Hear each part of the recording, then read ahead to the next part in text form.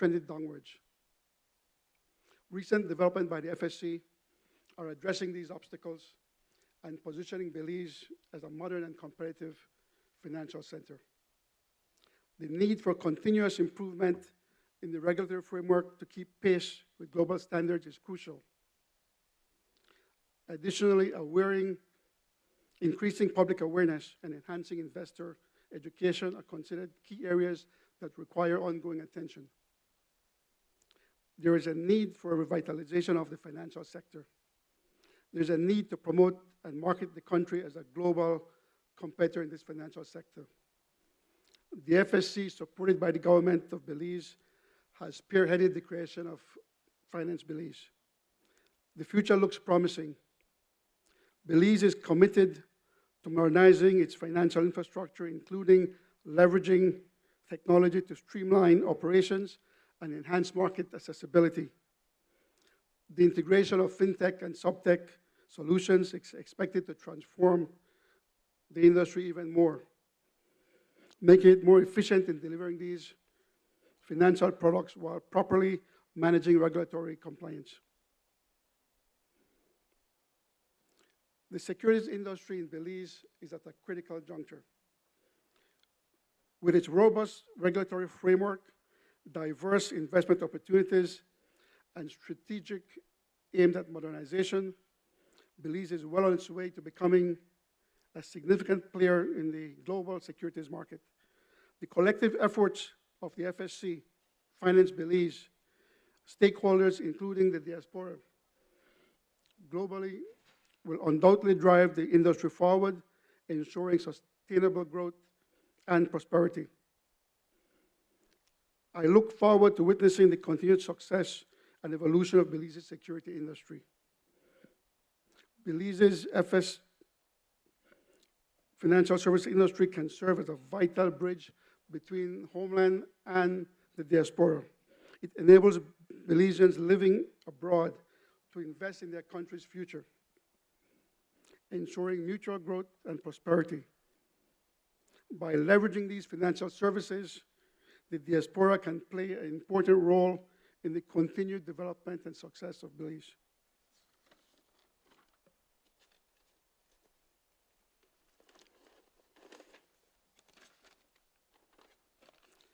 As a personal note,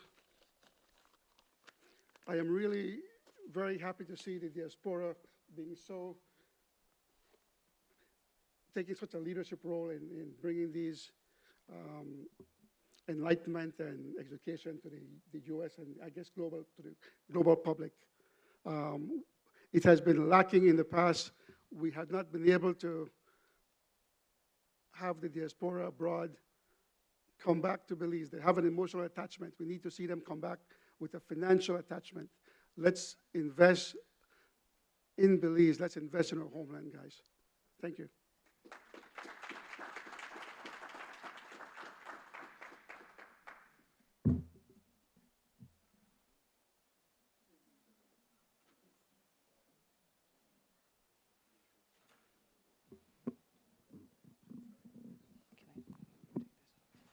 Testing. Dr. Trambach, this is a perfect segue into our next set of presenters. When, in my day job, as I call it, I practice corporate and business law in Florida. I had a young entrepreneur reach out needing legal services, and they mentioned to me that they are Forex brokers and they are set up in another Caribbean country. And as soon as he said that to me, my chamber hat goes on, and I go, why not Belize? Do you know that we're marketing Belize as a financial services industry now? Please consider Belize. And from there on, we have this next company that's going to present, and they are going to tell you a little bit about what they're planning to do in Belize. From our conversation, as I understand it, they're going to want to move their entire operation to Belize from St. Lucia. So we are all ambassadors of Belize. We're going to make sure that we work with them to have that happen, and I'm very excited to hear this conversation. So I'd like to call the representatives from Trade Wave Solutions, Mr. Brandon Sanchez and Mr. Stefan Watton up here so that we can hear a little bit about me poaching Forex brokerages from other countries to come to Belize.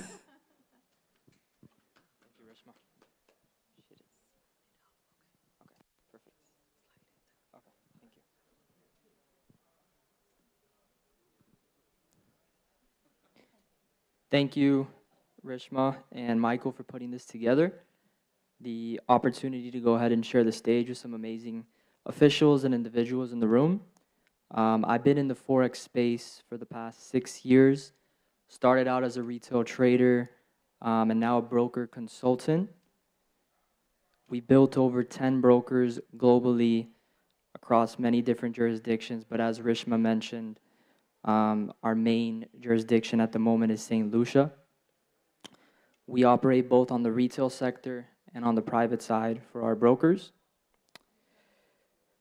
We bring a lot of business to St. Lucia currently, and as Rishma mentioned, when she heard this, the first thing that went off is, why don't we bring this to Belize? And we were more than excited to be able to share that here, not only to the government and for the benefit of the economy, but for the people and the citizens to experience not only a vast market, but because of today and the way that technology has advanced, it's never been more accessible to access these markets and trade in the financial markets.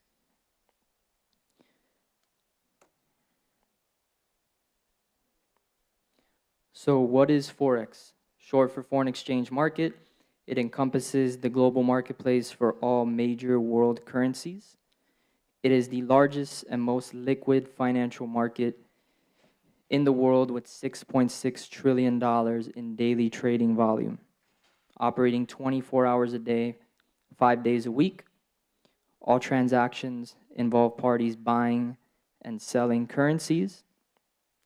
Major participants include central banks, commercial banks, investment banks, and retail traders.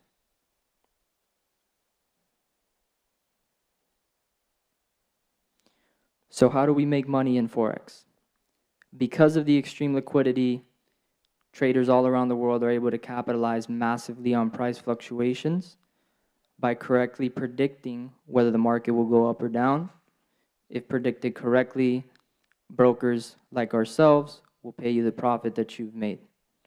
With proper risk assessment and algorithmic software, retail traders are able to make a profit by having these systems input and close trades for them completely hands-free. The next topic, I'm going to go ahead and bring up my business partner, Mr. Stefan Watton, to go ahead and cover and dive into how our operation, our knowledge, our expertise can benefit the economy of Belize and the government of Belize. Thank you.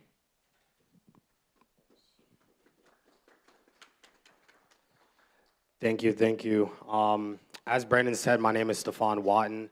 I'm actually born and raised in Georgetown, Guyana. I was born in 1995. I came to the United States in 2006.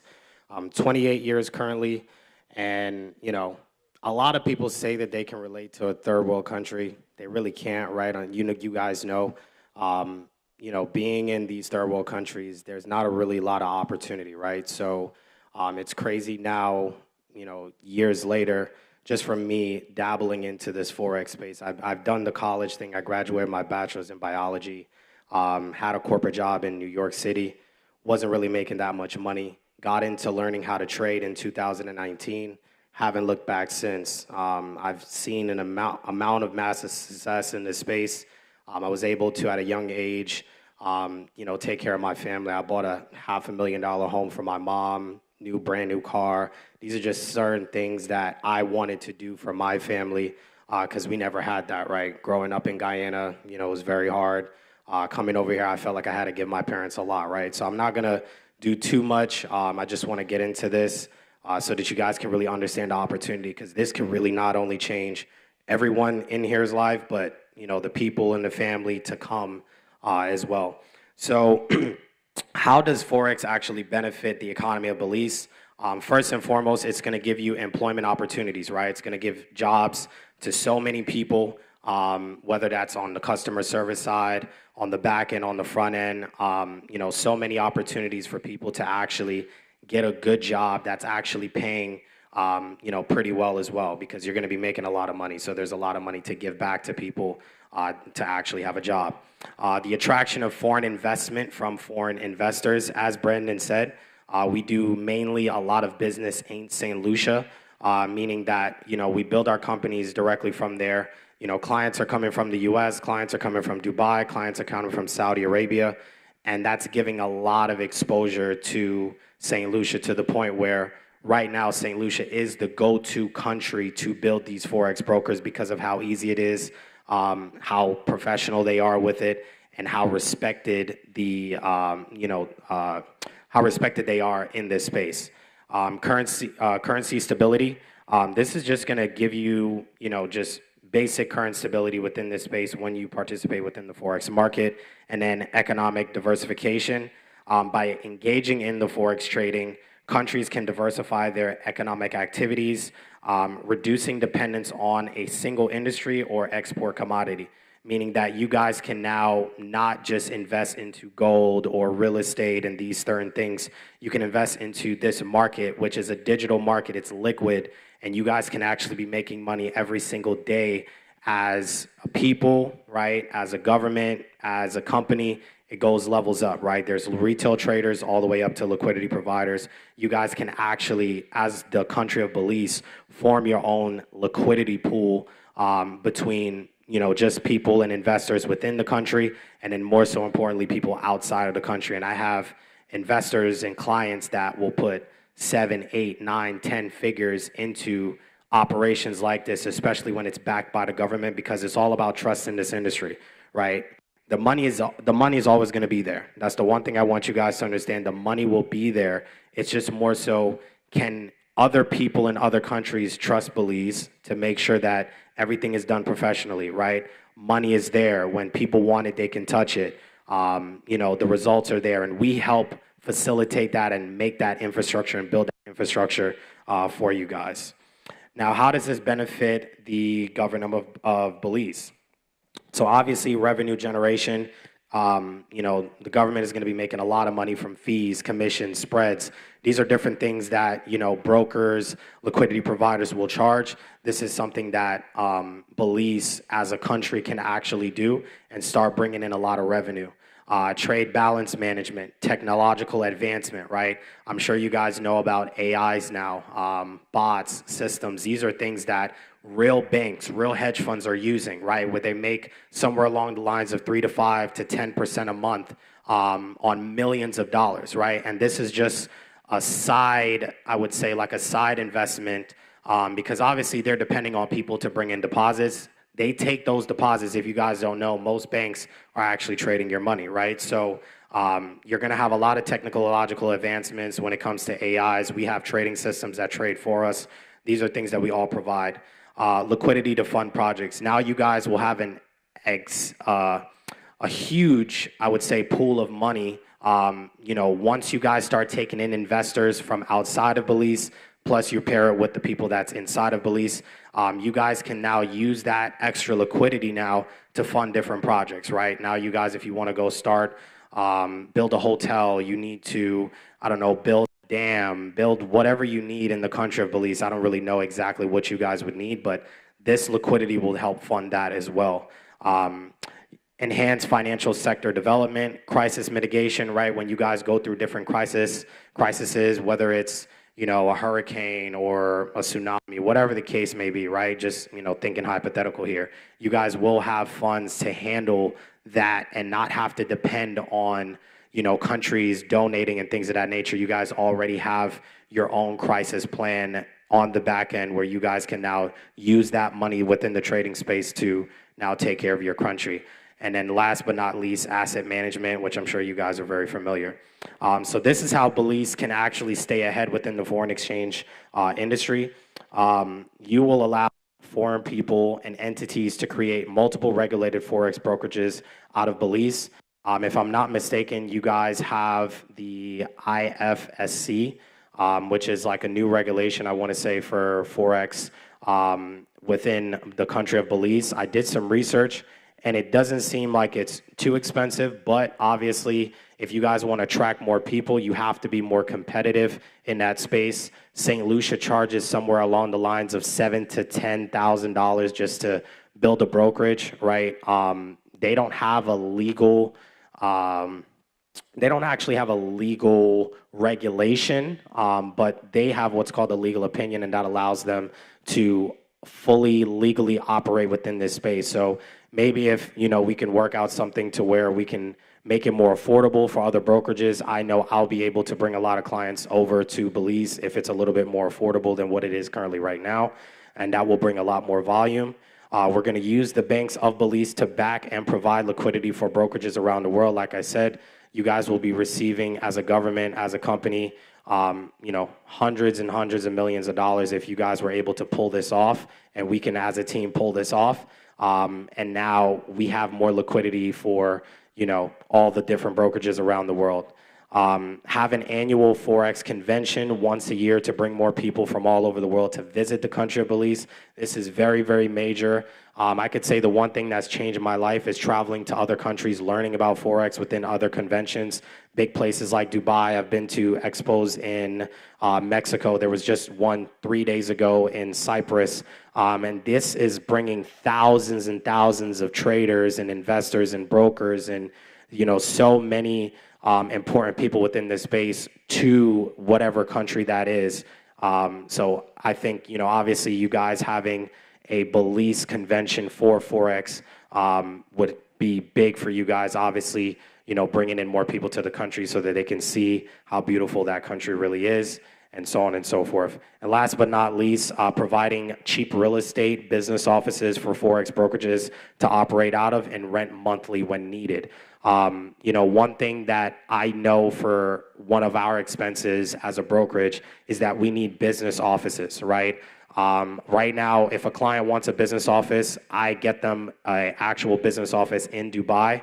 It costs me about $10,000 to $13,000 just to give you an idea, right? That's what they're paying. I'm not charging anything extra. I'm giving them exactly, a full year lease. I'm going to my real estate company within Dubai.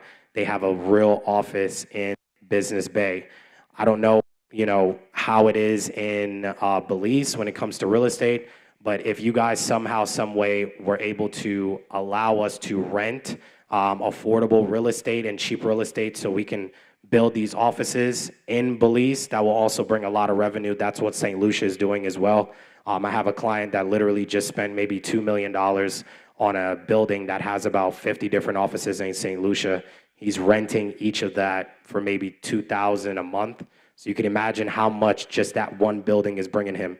And he's not even from Belize, he's from America, right? He just built his company in St. Lucia. He got comfortable with the government of St. Lucia. They allowed him to build that building, and now he's profiting, right? This is something that you guys can do, and we can bring clients so that, they can go ahead and rent from you guys.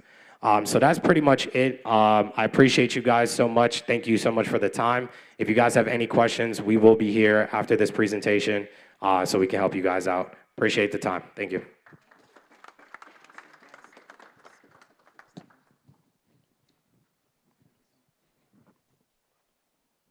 How very exciting. And I will make sure that I make it my mission to poach every single financial client from every other Caribbean country and bring them to Belize. I'm joking, by the way. So now we're going to move on to a special presentation. You can announce. Go. We'll bring Mr. Young back up. Thank you. Okay. Thank you, everyone. Hope you're enjoying the presentations so far. We have quite a few more in store. Some very, very good, exciting information coming up. But real quickly, I just wanted to present this opportunity about an initiative that the Belize American Chamber of Commerce is currently doing, which is with the Belize American Credit Union. So the application is still pending, And what we're going to show you here is just basically a platform for crowdfunding in terms of how we're going to tap into the diaspora and those at home uh, with the crowdfunding efforts and initiatives for Belize.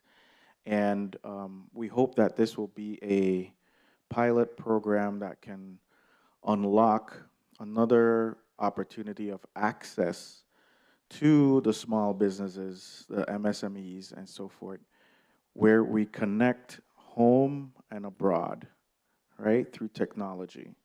So the Belize American Credit Union is a initiative that of the Belize American Chamber of Commerce, because honestly, you know, we need to figure out how we can keep going to do things like this, incorporating the community and focusing on the small man.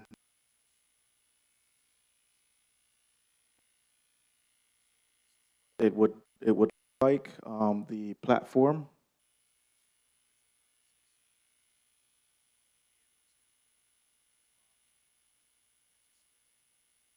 a sophisticated investor, accredited investor, or unsophisticated, right?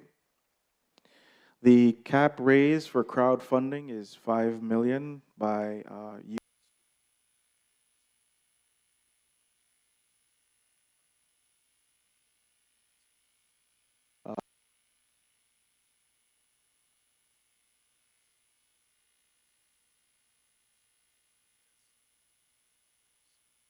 if you have the same amount of Belizeans in the U.S.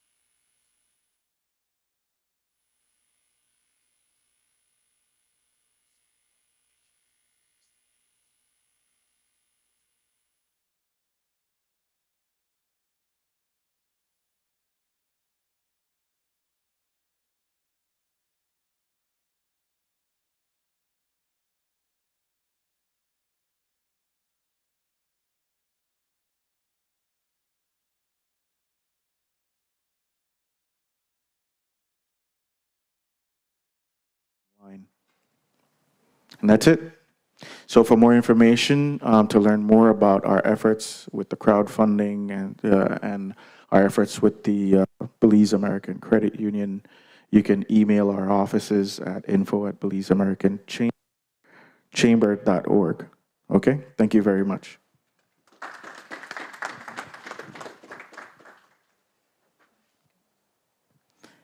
Thank you, Mr. Young, and we look forward to more updates on the progress of the Belize American Credit Union. At this time, we're moving on, and I'm going to make the next introduction short and sweet because I don't think there's anyone who doesn't know Dr. Leroy Almendarez. He's currently the Executive Director of the Belize Trade and Investment Development Service, Beltrade, which is the investment promotion agency, export promotion agency, and has the responsibility for MSME development and training for employment.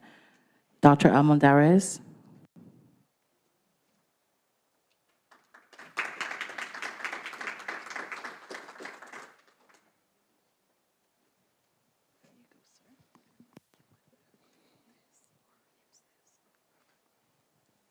Thank you very much, Rishma, and good afternoon to everyone. Whether you're here in the diaspora or back in Belize, because in Belize,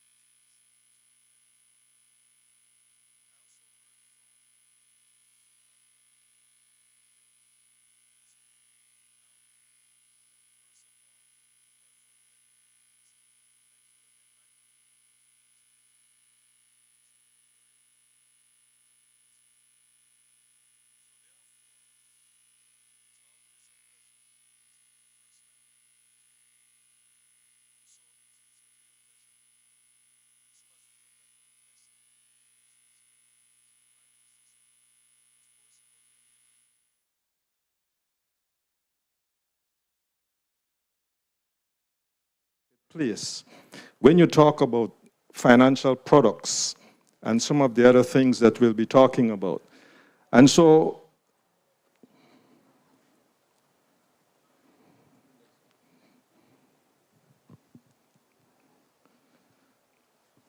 this is what we want to look at. Some of the information has been said in terms of overview, the economy of Belize. We have heard about political stability, and that is true. We all know, whether you're in the diaspora or in Belize, an election happens today, and the Prime Minister is sworn in tomorrow, and there's no issues. So that's stability. In some cases, when you do what is called a PES analysis, whether political, economic, all of these things are important. And then, of course, why invest in Belize? What are these products? Just to add to some of these things that are happening. We talk about incentives, and here we want to expand a little bit more on some of those incentives.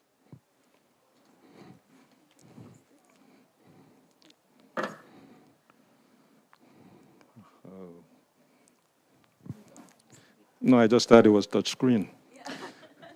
Some of these things, as I said, have been mentioned. We know when we talk about the 8867, the English or the language, I heard it mentioned as well that we're the only English speaking in Central America.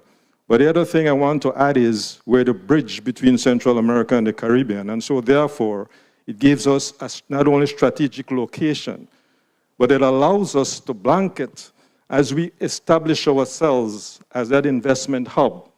And so therefore, bridging those, and when you talk about the collective size of that market, the opportunities are endless. Our population has grown, but there's a figure here with an asterisk. Sometime in the past, per square mile, it was 16 per square mile. That means you could move a long distance without seeing people. The recent census told us that there are greater clusters. And so the challenges in terms of providing resources, expansion of utilities and infrastructure, and especially as we hear about those challenges where it comes to providing or having the capacity to meet the increased demand in energy in Belize. Life expectancy is another very big thing. Life expectancy is 74 years with all the, really the Prime Minister mentioned, the commitment to the SDGs. SDG 4, speaking about health. SDG 5, speaking about gender equality. And of course, our climate, as we know, is subtropical. So when you talk about solar energy, it's about finding the technology to harness that. And of course, finding those photovoltaic batteries that can take the excess capacity. Our season, we have a dry and a wet, and when it's 70 degrees, that's winter for us. And I think it was DG who mentioned, as several of the presenters mentioned, Central Standard Time, but proximity. All these things are important. So with the new airlifts, it is so easy, and still so easy to get to Belize or get to the first entrance, in some cases, Florida or Miami. The Belize dollar, as was mentioned, it's pegged, and that peg has been for over 30 years. It has been for quite a while. And so that strength still allows us, when it comes to doing business, gives us that ability. Of course, in some countries, in some jurisdictions, they still believe, really it's more floating, which changes almost on a daily basis. Transportation, our airport is expanding, and of course, we talk about the major ports. Okay, got it. The other thing we must focus on, economic indicators are very important. Our unemployment rate is about 3%. It was 2.8, it's now 3%. In economics, that's referred to as full employment, which means that anyone who is looking for a job and qualifies under those characteristics has a job. And I think the Prime Minister mentioned the challenge where labor is concerned, because you have now a situation where with the BPOs hiring over 15,000 people, only second to the public sector. You can imagine the challenge. So there's even rotation within. It gives us an opportunity for further capacity building and diversification in skills. And so the labor force is close to 200,000. So just think about that. We are in the City of Angels, you said, DG? Think about that as a percentage of the population of California.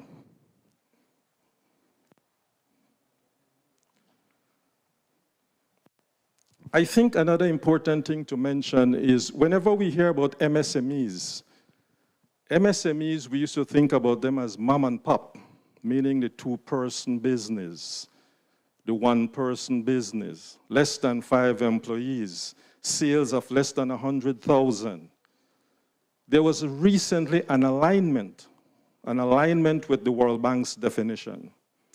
And the thought process here is, since we talk about risk, and because MSMEs, to a large extent, cannot collateralize their ability to access affordable financing from a commercial institution, the alignment with the World Bank was necessary. Necessary in this sense that it now should reduce risk. Who were once considered large in Belize are now part of this space. And so the definition is now less than 200, less than 10 to over 300 or 300 individuals. And of course, when it comes to sales, less than 200,000. And really it goes up to 30 million. The rest is on the other slide. That is important. See, it's important. Because you also heard about the removable asset register, which grants rights to the lender. First rights if you default.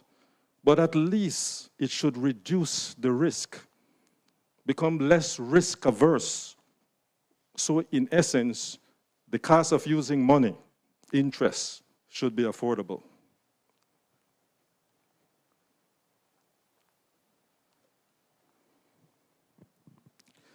So here are the priority sectors. These are the priority sectors, and this was done with broad-based consultation.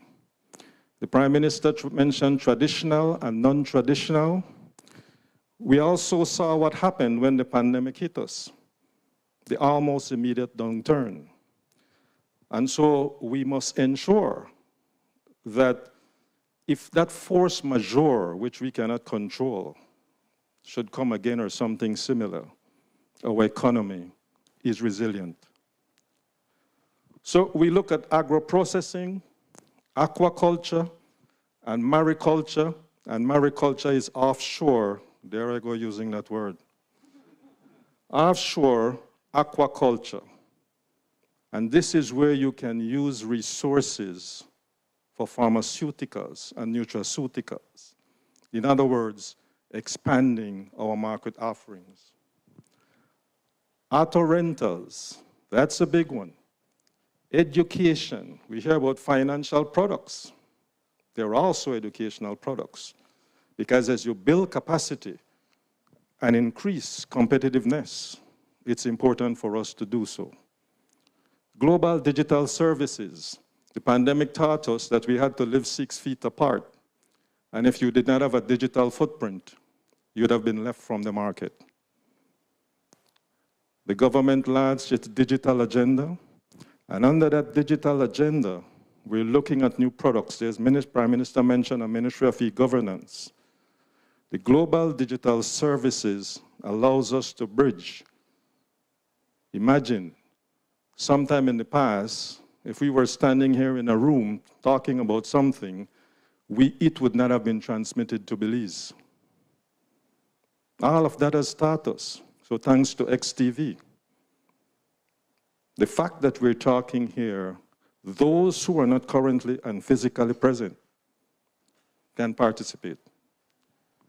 Logistics, our location makes it very challenging for us. And so therefore, logistical services, thinking about transportation, which is one of those big challenges, to transport from Belize, and the fact that you don't have a Caribbean airline, something that, for example, moves from Belize and goes straight to Guyana, takes me 2 days to get to Guyana. Leave Belize one day and you get there the following night around midday. You overnight somewhere in Miami. These are the things that we need to fix. These are the things that we're looking at. And so there's a Ministry of Logistics.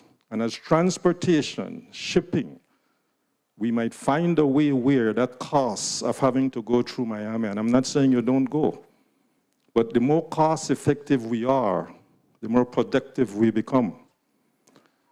Tourism and leisure. There's a tourism and diaspora relations. And as we know, and as the ambassador and the CEO Solana would know, because they have the statistics, the rebound has been great. So what 44% of GDP that fell in towards 2020, 2022, that rebound, that negative has become a great positive. New airlifts. Go to Belize Airport on a Saturday, and when you see all of those planes just lining off and landing. But of course, logistically, it might pose a problem to clear all of those individuals who are landing, for example. But that is being taken into consideration. That's not an overnight thing because it's a physical asset. Taxi or bus services. So we're incorporating everyone who operates within that space, within our market space, because it's all about macroeconomic development. Software engineering and network services. I spoke to several software developers yesterday. Not long ago, we had a fintech forum. I've been dialoguing with members of the FSC as well because Pierre mentioned it, collaboration is key. If we all work together to create that environment that we seek, it will reduce the cost of everything we do, mental, physical, and financial. Renewable energy, we have confirmed to everything net zero by 2050. And so that's a big thing for us. We want to reach a point where we can satisfy our demand, whether it's peak or off peak, when everybody turn on their lights and think you don't need to turn it off back when you move, because remember, conservation is also a part of it. And so to increase, you've heard about the 60 megawatt plant, biomass, hydro, but all of us who are, we started dry, and hydro could not produce because the water must be at a certain level. Well, now it's raining electricity in Belize.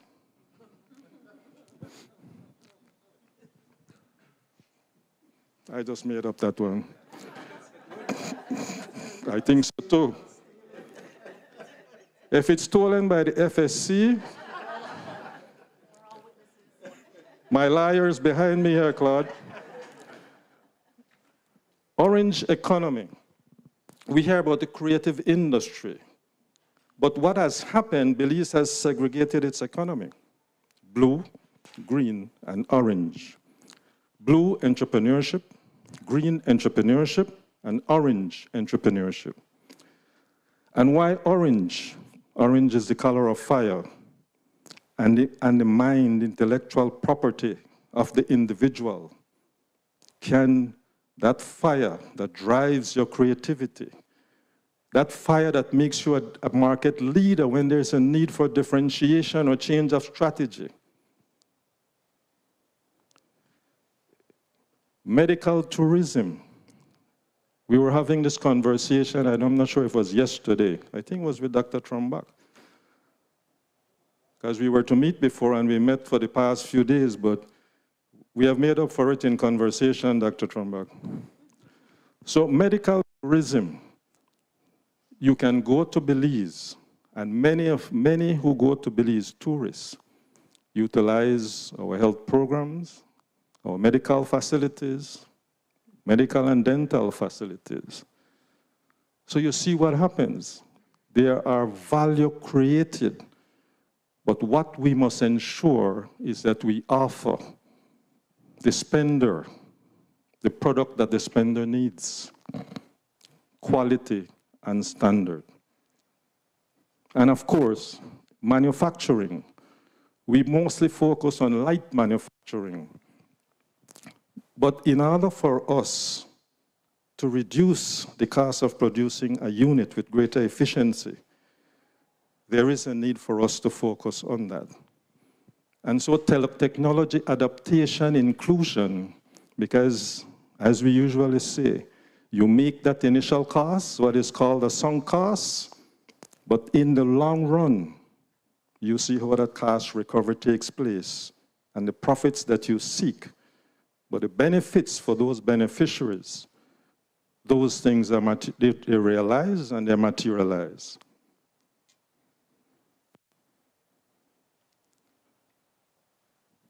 So in 2023, after extensive consultation, Act 54 was changed to Act 4 of 2023. This act, after, like I said, extensive consultation, what do those investors, the foreign direct investor, and I must emphasize because too often I hear the local investors do not get the same benefit. That is not true. The foreign investor and the local investor are governed by the same act. And so those incentives can be accessed, whether you inbound or you reside. And joint ventures are encouraged. So it was changed. The Prime Minister also mentioned, I'll just say this again, that under that very same act, an amnesty was extended. If you register your business, formalize, because through formalization, you have a tax identifier number or identification number which uniquely identifies you to access the benefits. But that comes with formalization. Formalization does not equate to taxation. That's not the purpose. The purpose is for you to be included, access, so we can know your needs. It's not to tax. And so there's an amnesty That is also extended up to 31st of October of this year. And remember, retroactive taxation will not happen. And I can repeat that because it's true. And so we have a one-off fiscal incentive program up to a maximum of $1 million on capital investments in the approved activity. So if you apply, and while you're waiting, as your application goes through the process, which by the way should not take more than 90 days, you should spend 7 days at Beltrade and it gets out of and I pass it on to the next step. So it should not exceed, but of course it requires compliance and meeting all the guideline requirements. And it goes as quickly as possible. Ensuring, of course, that there's environmental compliance and all those different areas that fall within the investment value chain. So that's up to $1 million. You can apply while you're waiting. MSME Fiscal Incentive Program, the Prime Minister mentioned this as well, so I'll just repeat it. The Fiscal Incentive Act 2023 has a special carve-out for MSMEs, where the processes are simplified. In fact, if you were to apply as a MSME, audited financials are not required, but doesn't mean you don't give us a financial report. Because reducing your costs of participation, that's basically what it is. So the fiscal incentive program is up to 4 years, but there's an ecosystem. So we expect that after 4 years, there would be some growth, and you would migrate through that ecosystem. But after the 4 years are concluded, it can be extended up to another 4. So it's $2 million, 1 million US, as I'm talking Belize here. And it's 2 to 1, so it's 1 million US dollars. But those who operate within Belize operate with Belize currency. And then, of course, this regular program up to a period of 5 years with an option to renew for another 5 years. In the past, you would have heard about 25 years tax holidays. No, that's not the case. In your application, you give us a developmental plan. It's assessed and to see what was achieved in those 5 years. So that when you come for the extension, they must have shown some kind of transformation of your activity. So in 5-year increments, yes, it goes up to 5 years. But each 5 years require an application for extension. Because remember, the macro economy must also grow. And your approval of that incentive, the macroeconomic contribution, those are things we look at. How much employment will be created?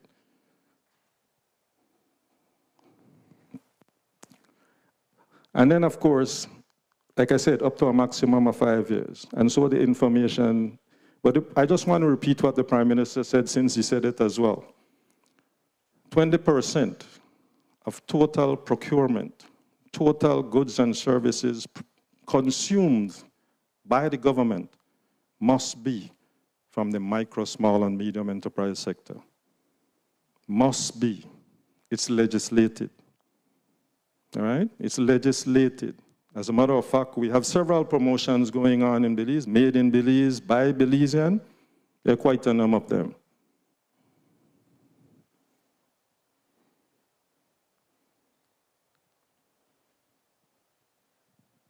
And then, of course, these are just the others that are included. Import duty, excise duty, revenue replacement duty, payment of business tax, micro, that's the amnesty. After you formalize, the amnesty is for a whole year, so you're not retroactively taxed. You're given a further exemption. We want for you to be in the space, to operate. So notice, it is segregated, and segregated in this case is used positively. To identify where you operate and to see how we can contribute to your growth. Beltrade provides advising. If you're ready to export, we do gap analysis for you when you want to invest. We take you through the process. Our logo is making business happen. But I add to it, we hold your hand until you let go of ours.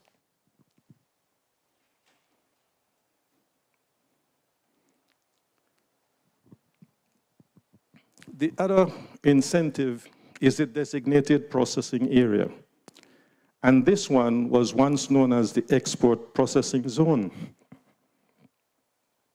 But we were told that there was a need for us to change because of the export mention. Someone was asking me something, I think it was yesterday. Trade can be distorted if your productive process is subsidized. Meaning, if someone subsidizes the cost of your inputs, then the production cost per unit actually goes down. When another that is not subsidized, then it simply means I am less competitive. And so there must be compliance with the World Trade Organization. And Belize complied in 2018. Belize has complied. You hear about times when they might have been blacklisted, gray-listed. These gentlemen in the front here can tell you, because Ronaldo and I work on a team that when we had to make sure that laws were speaking to each other. And the team did a great job. Just being a member of that team was educational. And so we did that. And so what we have now, these are the eligible sectors: agro-processing, aquaculture, manufacturing, data processing, developer, and the eligible categories and the ineligible categories, which I think we all would understand. Ammunition and firearms, no. That's out. But this is another opportunity where spaces are designated in which accessing these benefits you can operate.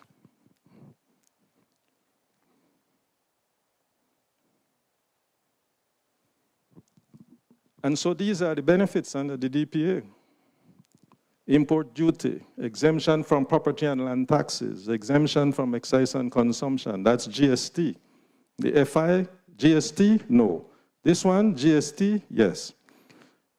Preferential tax base, opportunity to open foreign currency bank accounts in Belize, opportunity to sell, lease, or transfer goods, customs inspection, work permits, supplies control, and these are the lists, and they're current. So it tells you that as Belize seeks to continue to expand its hub as an investment destination, there are all of these initiatives that exist. And size, whether you're micro, and by the way, let me just say this. Notice there was a less than sign, which means those whose sales are less than 200,000, you are not forgotten. We just refer to them now as micro. And the opportunities exist for you as well. So it's a no one left behind kind of situation.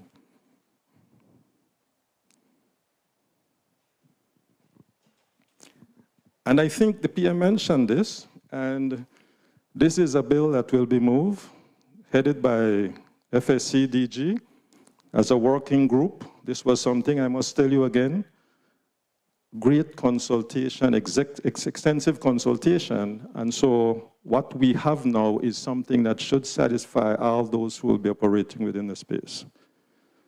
For too long, it has been a case, you don't have collateral, so I will raise the interest rate and take you off the market. If I have a movable asset that can be used as collateral, and I grant you rights, that if I default, but I can't, of course, I must make sure that whatever collateral I'm using is unencumbered, meaning it's not registered with some other commercial institution.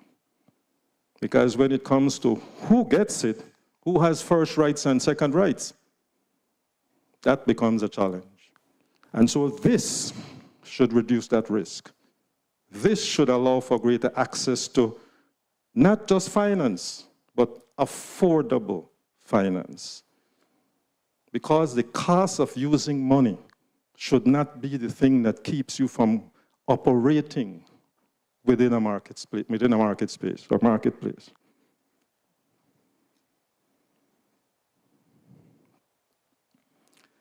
And of course, I think DG said this already, so we could just, but you go, you register your business, etc., and make sure that you register for GST, Social Security, business tax, because remember, if you don't reach certain thresholds, then the tax is not applicable. But you would have registered already, and you're able to access these benefits, economic benefits, because you're granted that TIN, your unique identifier. PM mentions a national ID. For right now, that becomes the TIN number that says, yes, you're legal to access these benefits. So that when Beltrade clicks the green button and tell customs to release the goods and you get your exemptions, your name is there.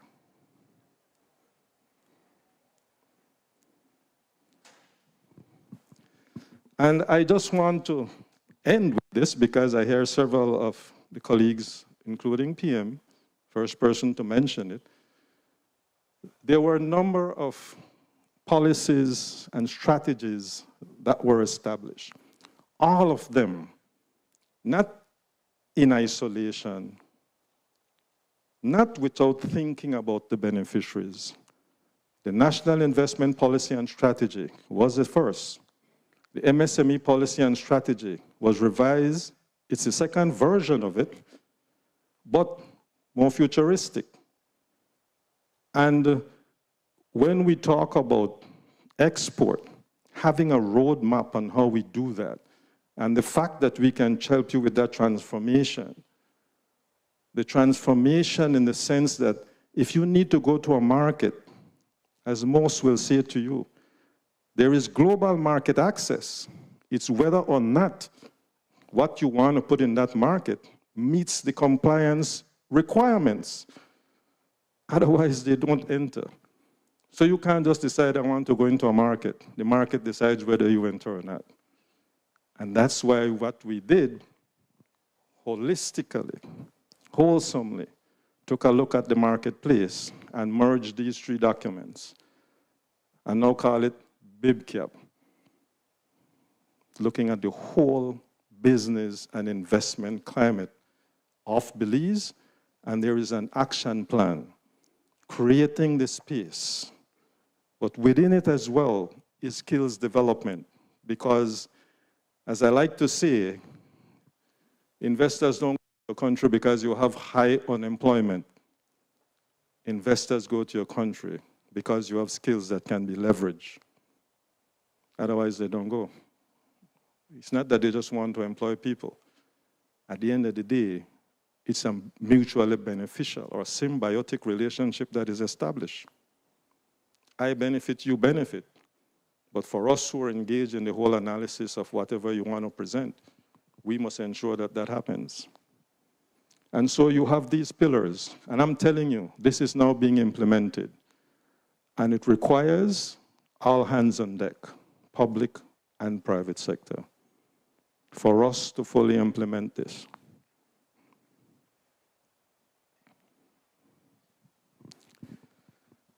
I want to say again, thanks to the organizers, to my brother Mike, and to Rishma and Arya and all of those, because many times you don't see everyone. But just like me, and I told them that I share the agenda, because we work as Beltrade, we work as a team. Beltrade, I speak on your behalf, and not because all of you are not here, but you all know that whatever was presented here, it's because we're committed to what we do. Thank you.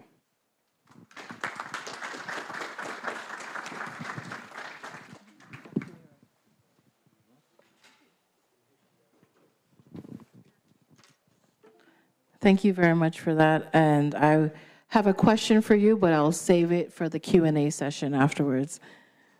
As we get ready for our next presentation and we get that presentation queued up, I want to remind everyone about what else is happening around us. If you go that way of the conference room, we have booths and exhibits in the business showcase room where we have Belizean vendors showcasing their products and their services. We also have, if you go that way, we also have a land clinic and an immigration clinic that's happening at the same time. And as we mentioned earlier, we will have a meet and greet with the Prime Minister at 4 to 5 in this room. So if you want to come back and be able to speak with him in a more one-on-one basis, we would appreciate that. And I think that it's a good time to be able to have informal discussions.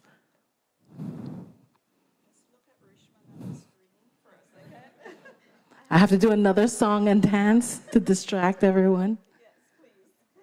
But while you cue that up, and I've had Mr. Cobb, I've had the benefit of hearing his speeches before, quite dynamic. So I'm going to go ahead and introduce the CEO of ECI Development, Mr. Michael Cobb, to talk about the Marriott residences in Belize. And I am sure you'll be able to cue up the presentation by the time that he's done. I can, and I can tap dance too. Yeah. Yes, but Michael, come on up here. I want to thank you, first of all, for all that you're doing to really get Belize out there to the bigger and broader community. You make my job so much easier, and I thank you for that. And I would like to present you with a copy of my brand new book that's actually July 22nd, it actually launches. So you're getting a pre-release copy, but that is for you. And really, again, thank you for all you're doing to make it really work. So, absolutely. Yeah, absolutely. All right, well, we're going to go. Let me kind of just start with the bigger picture. I mean, I think, by the way, anybody not Belizean here today? A few. Okay, so it's a largely Belizean audience, which is great. And, you know, one of the things I was talking with some of my colleagues about this morning on the phone, I was down here yesterday walking around and just seeing what was happening. I was just so happy and enthused to see, 15 or 20 lands people and maybe 15 or 20 immigration people in the next office. You know, what a tremendous service this is to the community here. I didn't realize, somebody mentioned 100,000 Belizeans living in the Southern California region. And I mean, that's just incredible. So to be able to bring those services to the folks here is powerfully wonderful. Now, somebody outside just whispered to me earlier, and they said, but now Houston, Miami, and Chicago want it too. So anyway, you got a little bit of work ahead of you. Okay. That's good. No, all good, all good. I'll click on the arrow. All right. So, you know, one of the things that I've been doing now, my very first trip to Belize was back in 1993. So that's 31 years ago. I was in Belize City. I was in San Pedro. Things were very different then than they are today, of course. But one of the benefits has been for me to actually watch Belize evolve and grow over the years. And part of this presentation is about this evolution of a country, evolution of a tourism destination. That's my business. I've been a development professional now as a development company, ECI Development, for 28 years. And so to watch this process happen, to be an active participant in the process of an evolution of a tourism market is phenomenal. It's incredible. It's wonderful. And I have to say that I'm extremely grateful that I've had the opportunity to do that over these years. And so this presentation is, you know, why Belize, why right now? Some of the stuff, this is a presentation I give to, you know, several thousand people a year. I speak at about 40 live events, and I'm on about maybe 30 or 40 podcasts every year as well. And Belize always focuses dead center of what I talk about. This presentation, this comment right here, I wouldn't have said 3 years ago.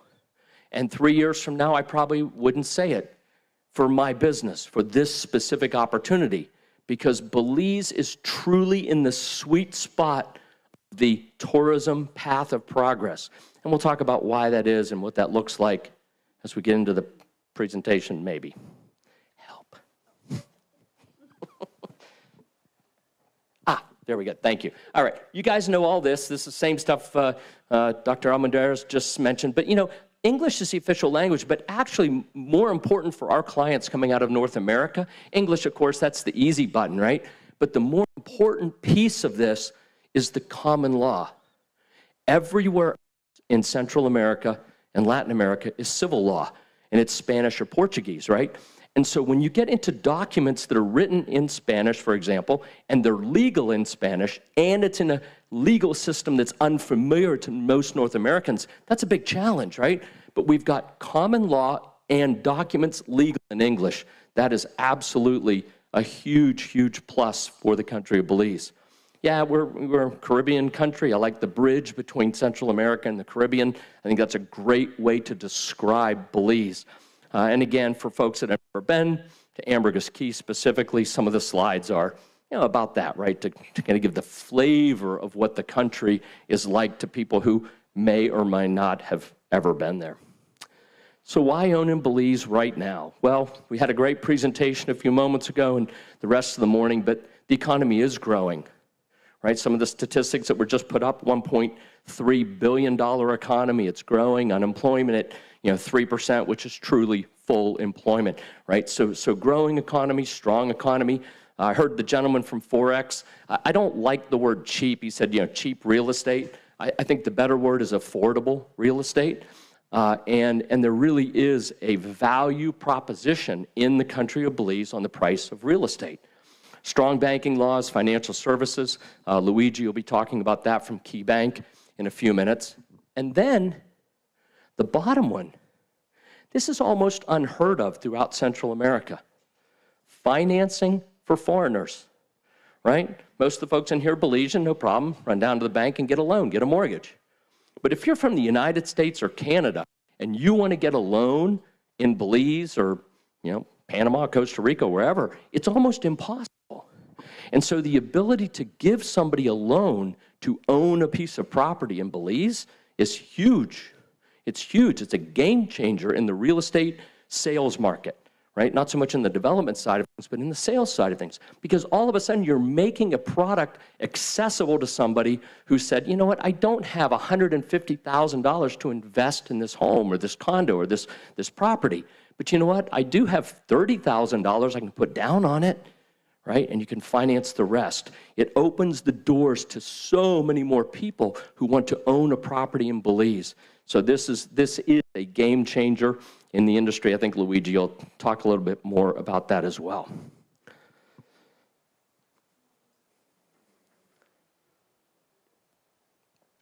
Talk about this path of progress.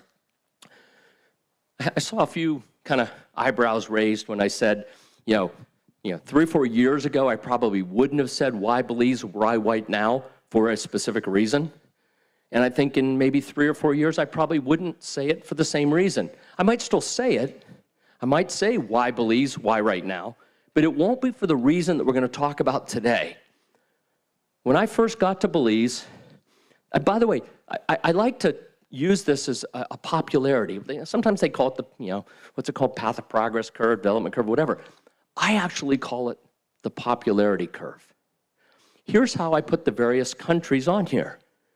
I say to myself, if a young couple here in Los Angeles or Des Moines, Iowa, right, gets married tomorrow, Saturday, where are they likely to go on their honeymoon Monday? Right? Popularity, where are they going on their honeymoon, right? You know what? Not very many going to Honduras, Nicaragua, El Salvador, and a ton of them going to the Bahamas and Cancun, right? Right? That's where they're going. 30 years ago, Belize was here. Most U.S. consumers, unless you were a serious fly fisherman or diver, had no clue where Belize was, right? But over but by the way, we're going to get to this in a minute. But the popular culture, the popularity of the country in the United States changed dramatically starting in 1991 when that first cruise ship came. It put Belize into the mind of what I would call a mainstream traveler. What a change in market. And Belize became more and more popular. We had Temptation Island. We had, they'd given away free weeks in Belize on Wheel of Fortune game show, right? Now it's in the popular culture, right? And that's where we are today. We're in this popular culture. We're popular enough and known enough to be a destination that some of those honeymooners will honeymoon to, but we're not nearly as popular as this. So what does that really mean? It means that Belize is in the sweet spot of the curve for real estate investors right now, right? It's popular enough to cash flow, but there's a lot of room for appreciation. This is really why Belize, why right now in the marketplace that we're going to talk about. You know, one of the presentations I give is called the time machine. Right? I talk about a time machine and the ability for people to kind of go back in time, right? And if somebody says to me, gosh, I really wish I would have bought that condo in Bahamas or Cancun or Costa Rica 20 years ago, the next words out of my mouth are, you can. It's called Belize right now. Bahamas 20 years ago. It's a time machine, right? This is a powerful concept, and it works. It gets people thinking along these lines of, you know, why right now? So Bahamas, $1 million, whatever, $999, but $1 million, 1 bed, 2 bath, 974 square feet. This is the autograph product in the Bahamas. It's the Atlantis, right? $1 million. You know, at our Marriott that we're building right now, open in August of 2025, it's half price. It's half price. It's $500,000, right? So there's two ways to look at that. Of course, you can save $500 or you can earn $500 as, you know, Belize becomes more and more popular, right? But the things that are driving this, the big one is airlift. Airlift is huge. For a long time, it was just United. Where's American? Somewhere. American on here. United, American. You know, Delta showed up. You know, Copa once in a while. Glad they're back. But what's happened recently is we're starting to pick up people like Southwest, WestJet, right? Discount carriers, you know, obviously the Central American route, Alaska Airlines, right? When you start to pick up the discount carriers and you're starting to put airlift into the country at a reasonable price point, you get a whole different type of consumer, and that consumer wants a different type of product. Overnight arrivals, you know, the thing that just impresses me, and I make sure it impresses the people in my audience, is look at how fast after COVID the bounce back in Belize was. Wow, I've seen other countries, it's, you know, it's more like this, right? Belize, it's a strong, in fact, this year, where are we at, 24? I mean, we'll be over this. We'll be over, right? I mean, that is a strong bounce back. And, you know, there's a lot of reasons for that. Then where are folks coming from? About 2/3 of the folks coming to Belize are from the US, Canada a little bit, Europe, whatever. You know, and knock on wood, we will see a direct flight from Europe sometime soon, whatever soon is. That'll be wonderful because that will open up a whole new market segment for hospitality, tourism for the country of Belize. So, and we talk about why Belize, why right now? But the adage in real estate is, right, location, location, location, right? It's always about location. And this is where it gets thin. This is the thin slicing. This is the nuance of the business, right? So why Belize? I think I hope we've made a pretty good case. You guys probably agree with me, Belize, right? But we've made a good case for the country. But why Ambergris Caye? Why this small little place? Well, the big reason, if you're an investor, let me be clear. When I give presentations, I give several different types of presentations. Sometimes they're investor-oriented, sometimes they're lifestyle-oriented. And those are two very different decision-making processes. If you're a lifestyle person, you're making a heart decision, right? Oh, I love the view out my front window. I like my neighbors. I like the little bar down the street that I can go and hang out and sing karaoke in at night or whatever it is. It's a heart decision. It's all about how I feel about it. That's a lifestyle decision. Investment decisions are made with our head. They're about numbers. They're about data, right? It's a very different decision-making process. This presentation is really geared towards the investor group, and when you look at the data, 2/3 of all the revenue, tourism revenue for the country of Belize happen on this tiny little island. When you look at that number, if you want to be a real estate investor in the hospitality space, you absolutely want to be in Ambergris Caye.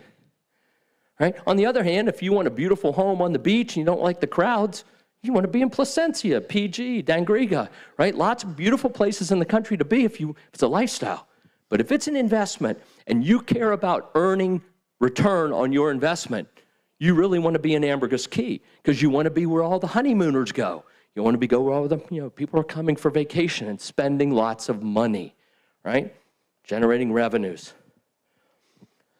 This slide and the next slide, I think, are so powerfully telling about Ambergris Caye.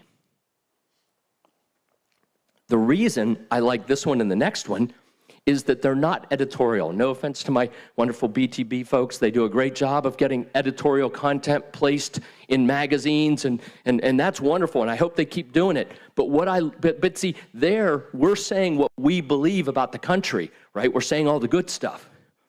I like this because Airbnb are just people like us. We have a home, we have a condo, we rent it out. What do we think of the country? What do we think of Ambergris Caye? A+.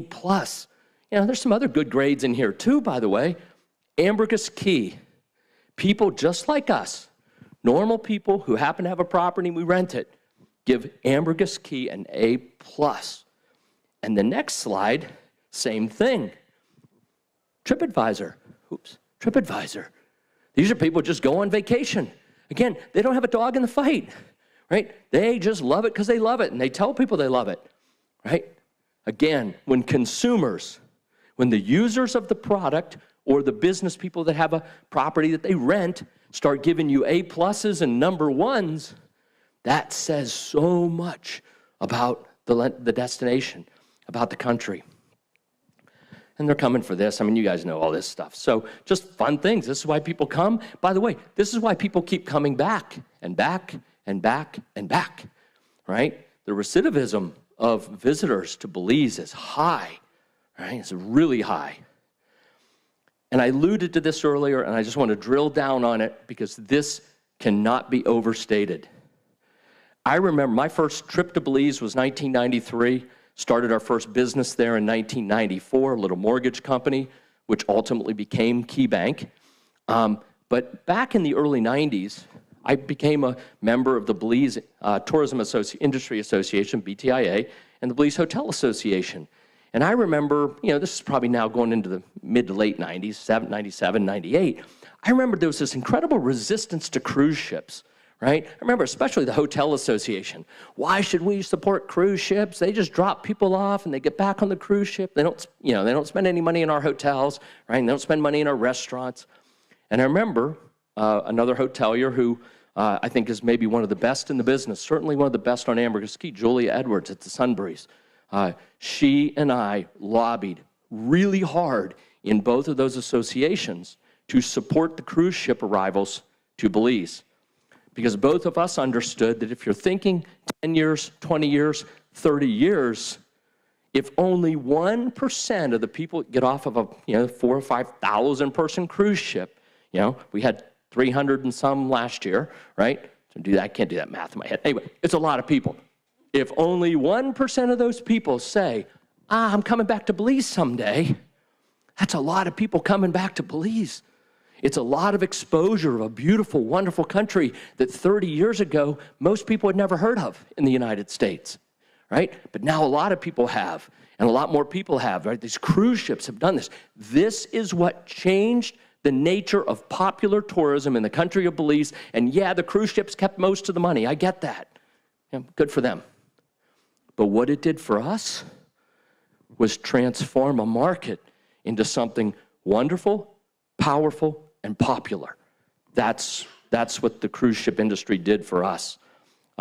Cruise ship arrivals, you can see lots of numbers. Again, lots of people coming. And then, what's that say, 1 million? Almost 1 million, right? 900,000? Right. If just 1% of those people say they're coming back sometime in the next 3, 5, 10 years, it's a big number, right? It's a big number of folks.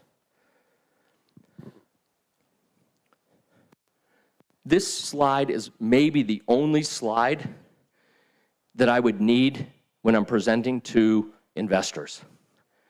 because this slide screams about as loud as you can possibly scream the word opportunity. You know, well, till COVID, right?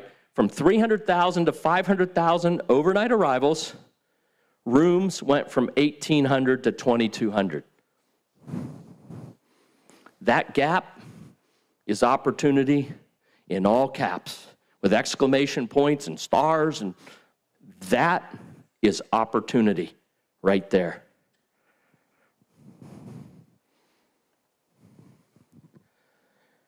The other thing that cruise ships did, which we saw picked up by the airlift industry, was it changed the nature of the consumer from a very specialized niche consumer, an Uber diver, a serious fly fisherman, right? It changed the nature of who's coming. And the airline industry responded quickly. Oh, Southwest, bring in the mainstream travelers. Oh, you know, JetBlue now, right, out of New York, and right? So we've got this change of who's coming, and it's the mass market, right? Branded product. Because when somebody takes a cruise ship, you know, they're on a cruise ship, they're the kind of customer who, when they say, I want to come back to Belize, what's the first thing they probably do? They probably log on to their computer and they go, you know what? I got all these Hilton points. I have all these Marriott points, right? I'm running around the US, Canada, racking up points, you know, on my business trips, right? I want to use those points. Well, you got to stay at a Hilton. You got to stay at a Marriott. You got to stay at somewhere where they take the points, right? Mass consumer market, very, very different. So a few years ago, about 3 years ago, we talked to Best Western and we picked up the Best Western franchise for Ambergris Caye, right? We are a Best Western in Ambergris Caye. It's a nice product. It's not luxury. It's not super sexy. But, you know, for $150 a night, you can stay on a Caribbean island 2 blocks off the water, right? It's a great fit. And we also picked up the Marriott franchise because that's a different market. That's a higher end market, a very sexy product right on the water. This is our Grand Bayman Best Western. Just give you an idea. Again, it's a wonderful, fine product, right? And folks can own the residences there starting at about $150,000. And they can put them in, they can live in them. We have people, about a third of the folks who own these live in them or rent them out full time. And about 2/3 put them in a nightly program. And again, they rent for, you know, $125, $150, $175 a month. But the Marriott, again, is a very different product.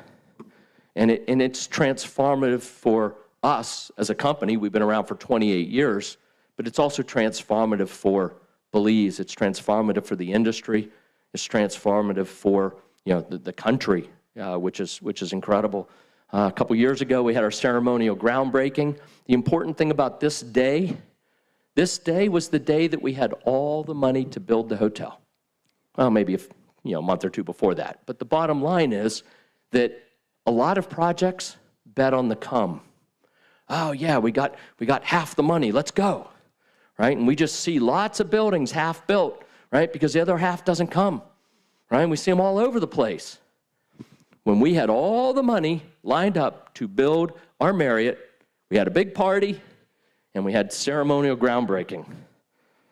And, you know, then you have to hire the engineers and architects and turn them on, and that takes a little while. So about a year later, we're doing site prep, putting piles in the ground and running them down to bedrock, 270 piles, pouring the first basement slab, stuff like that.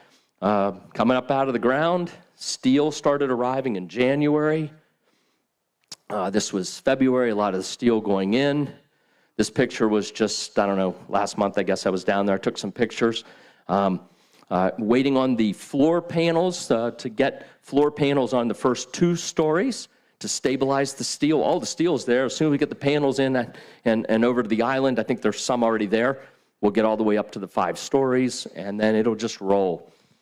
And we'll be open, soft opening next August of 2025.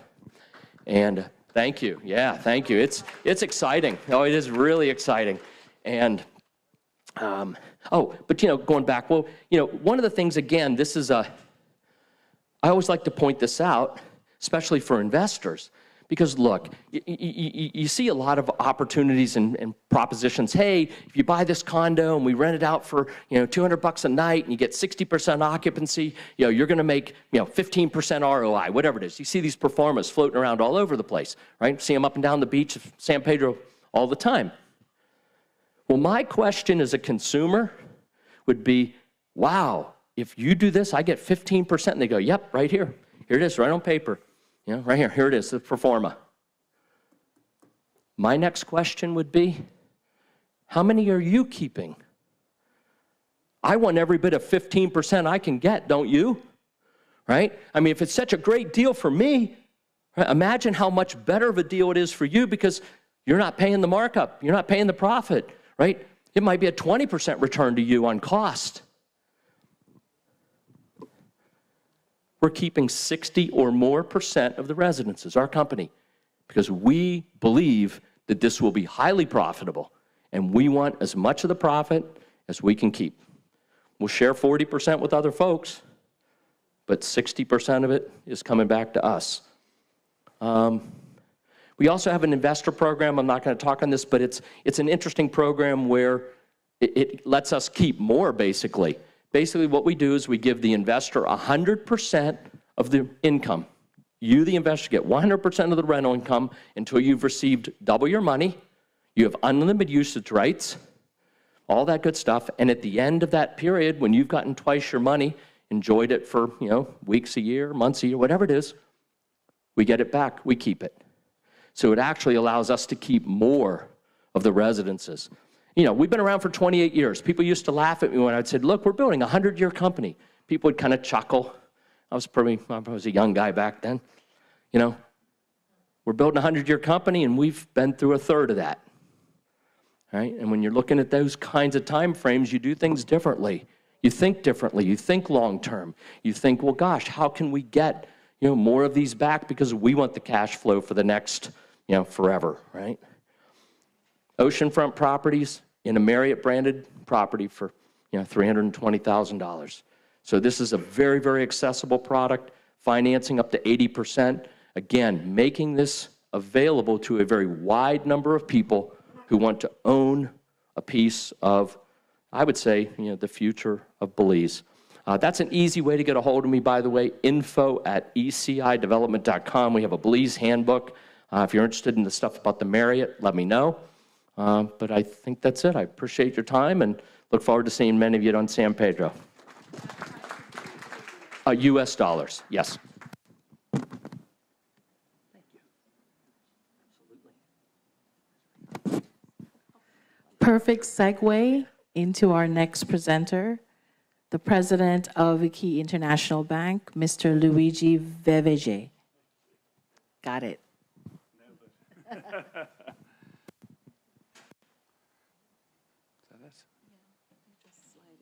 You just slide it up? So I can't. Oh, like that, right? Yeah, I think it could make it not working. Sorry. No stress at all. All right. Good afternoon, everyone. My name is Luigi Vivigi. I'm the president of Key International Bank, based in Ambergris Key.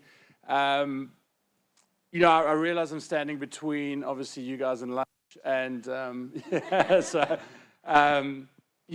try and be brief because Mike asked many of you whether you are Belizean, and I noticed normally my presentations for a North American audience, so I'll go through the Belize stuff pretty quick.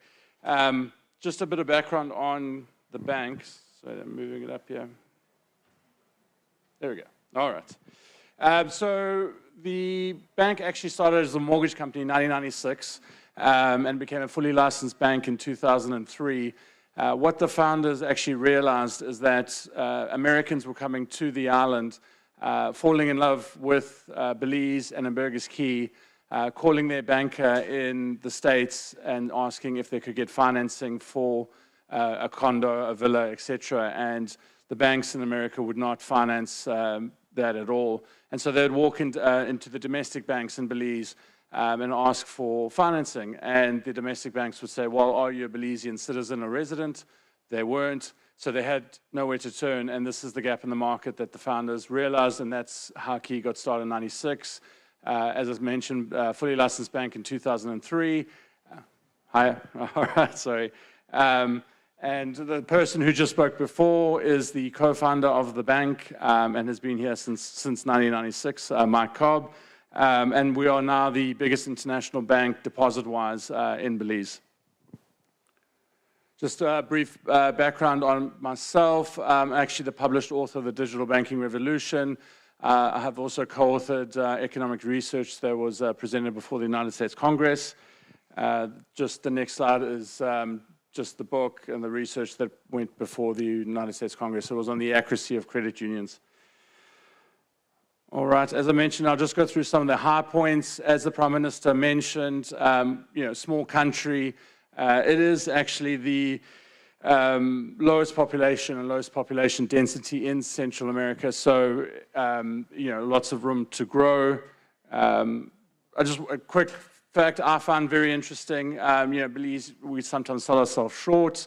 Obviously the Mayan civilization, one of the greatest civilizations to ever live. And one of the things that I found interesting is the aqueducts. So a lot of people believe that Romans were the ones that came up with aqueducts, but the Mayan civilization around the same time actually figured out the aqueducts as well. All right, just obviously a lot of you know the founding of history with the Baymen coming together with the English to fight the Spanish.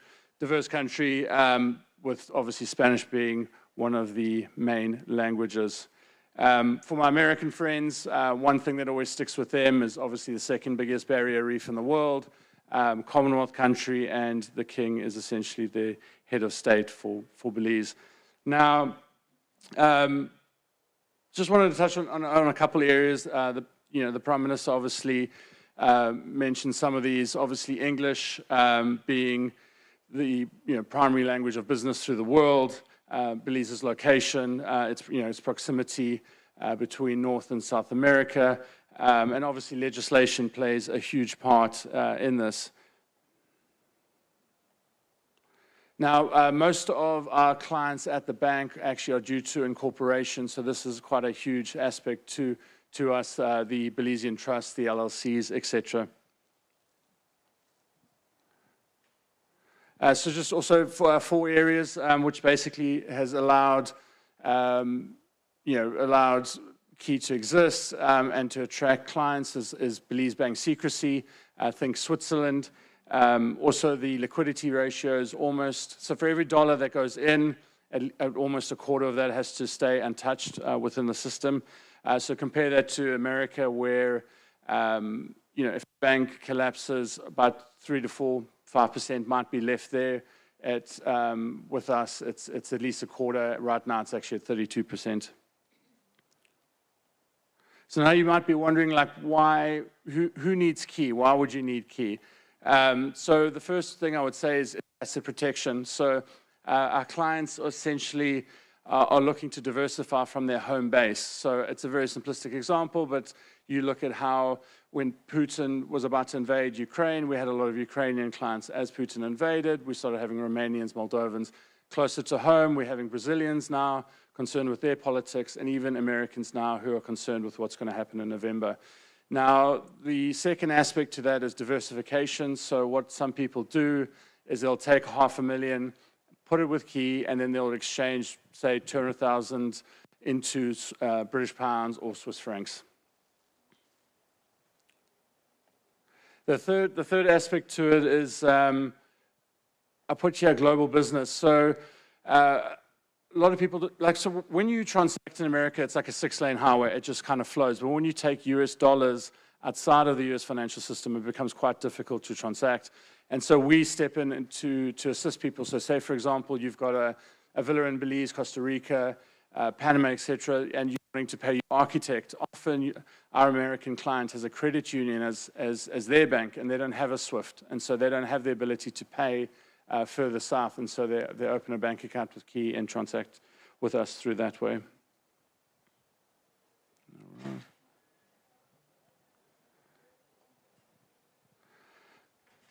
So this is same as the history I mentioned, 1996.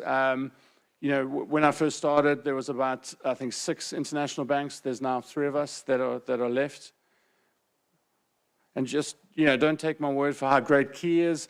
We often get awarded as the best bank in the Caribbean, and CARICOM. Here's just a few of the awards and the press releases. Now, you would obviously notice the line through here. So Key is a financial institution which is based in Belize. We do not have a license in America, so I can't get very specific on things like interest rates. So, I'm happy to take questions by email afterwards when I get back, but I can't get too specific on stuff like that. What I can go over is the financing aspect. We do have residential financing. We do have, we work quite closely with ECI and the Marriott as well. So actually, just a quick one on that. So I've heard over the years a lot of people in Belize have kind of questioned, why do you need an international bank to exist? Why do you need this offshore space? So imagine an American that buys a villa up north on Ambergris Key. He's now not only buying that villa, he's hiring several people to help maintain that villa. He's coming down, he's bringing friends, he's groceries. The added effect for the economy that we've looked at is quite substantial. Just wanted to run through a couple quick services that we do have. We do have a Visa card that obviously can be used anywhere the Visa card is located. And we've also worked pretty hard on correspondent relationships and payment providers. And so we've actually utilizing correspondents in Puerto Rico, New York, Spain, India, Singapore, and Hong Kong. I'd say the most exotic thing that we do have is our gold loan program out of Zurich. So we have a partnership with a vault there. You move your gold into our vault, and we will lend up to 75% of the value of that gold.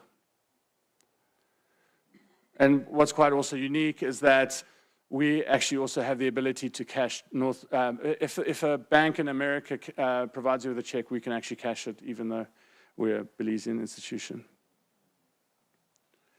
All right, and quickly just on account opening, straightforward process. Obviously for personal, there's an application, proof of address, passport, etc. We'd need the same for corporate and the company documents.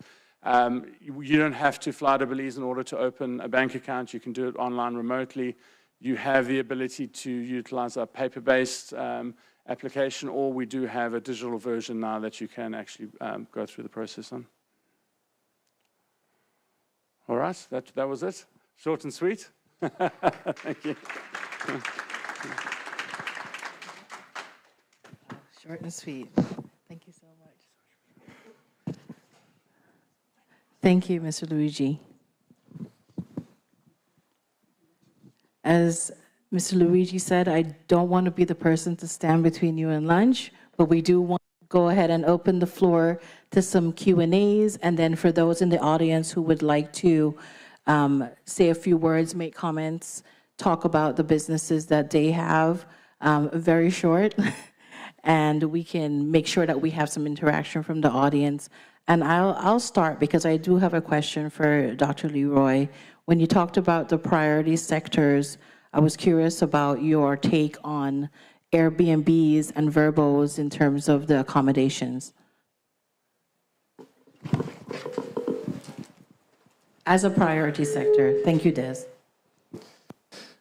Thank you, Rishma. I didn't, I don't necessarily, I don't want to, I think CEO Nicole Solano, but where this is concerned, I know we have had a discussion about this in terms of the Airbnb space, in terms of receptiveness to it. But I was having a discussion recently, and I believe there is more openness to it. But of course, it was considered, some form of competition. But I must say that if we're talking about opening, and this is just my opinion now, if we're talking about opening,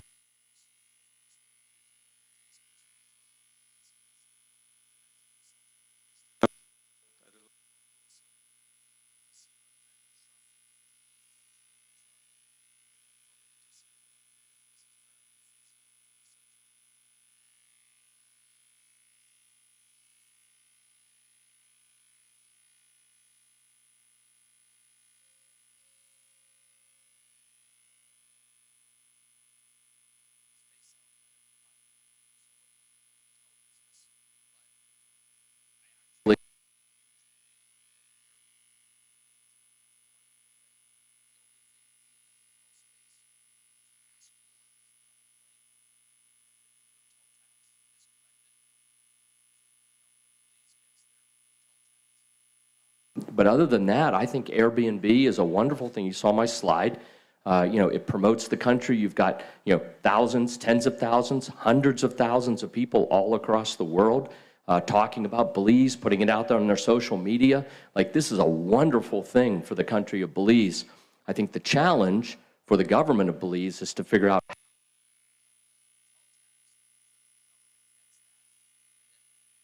perspective, how does it keep the playing field level so that we can, compete fairly in that market. But as long as the competition is fair, bring it on. I think it's a wonderful thing for Belize.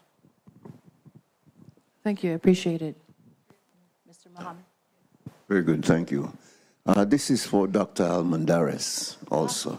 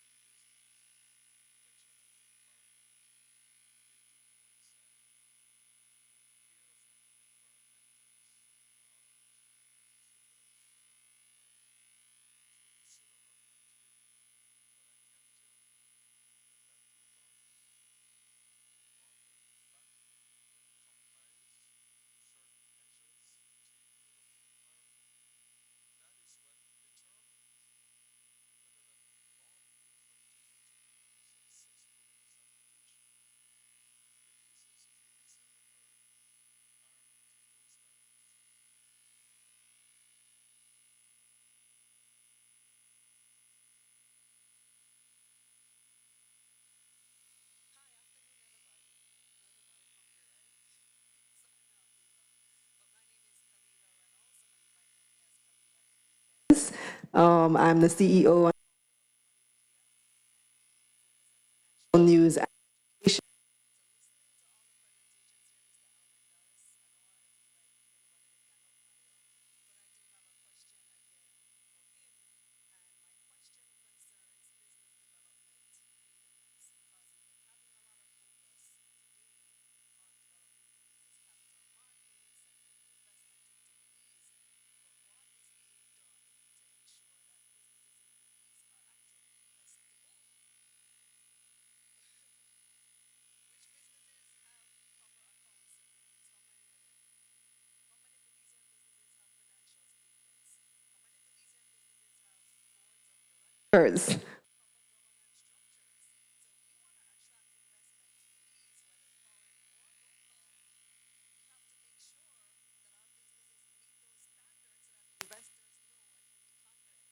Gonna get